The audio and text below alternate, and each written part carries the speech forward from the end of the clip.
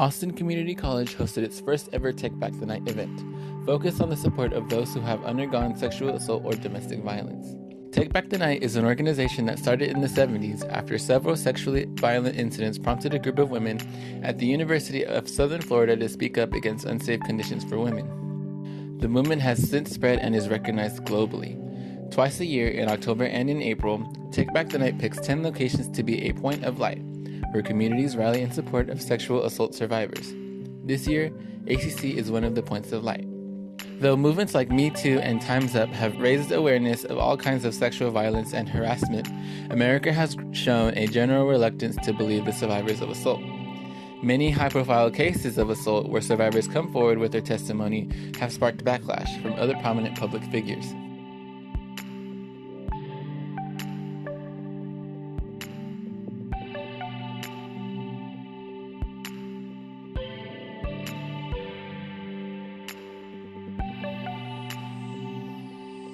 As disheartening as this form of victim blaming can be, it didn't stop students from gathering at ACC Highland to participate and show their support for women's safety.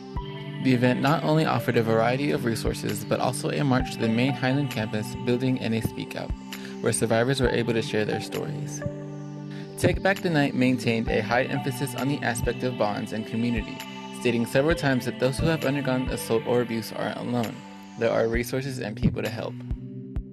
Most definitely, I think it really gives people a platform to know that they're not alone. They shouldn't be alone. It's nothing that anyone should ever have to deal with by themselves, even if they do feel alone. It's a really difficult thing that individuals have to go through, such trauma and such harm. But knowing that there's resources like events like this and a community within the college itself that supports individuals that have been through these tough times, to really know that the college has counselors that are open and available all the time. We have partnerships with different resource entities.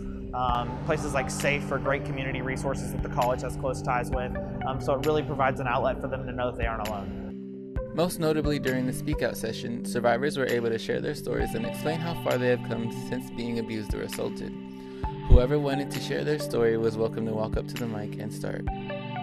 What I learned from Take Back the Night was about like how these people that were sharing the stories about like how they feel, and it made me realize that everyone's different. Everyone went through the different experience about either they got abused or anything else about them. Providing opportunities for victims is something that is widely emphasized, and resources such as counselors and the Safe Alliance here in Austin were there at Take Back the Night to emphasize that. If you have that friend that kind of like has that friend that told you about their tragedy, it's our job to like persuade them to speak up to talk to them with a counselor and everything. People of all sorts of backgrounds have free access to these resources. No matter where you're from or who you are, support is available for anyone in need of it. Oh, I think it's a huge resource. It shows that the college has an emphasis on really support. Everybody has a background and everybody goes through different life experiences, but I think it's really important to know that there's a place and there's an outlet for all individuals of a diverse backgrounds that have different experiences, since we all come from different places in life. The bond between community and victim is something that can make the world of a difference, and Take Back the Night was to serve as the connection between the two.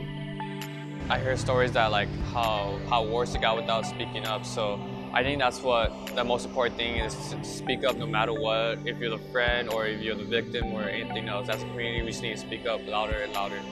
Join us on Thursday, April 25th for Shatter the Silence, another movement to help end domestic violence and sexual assault.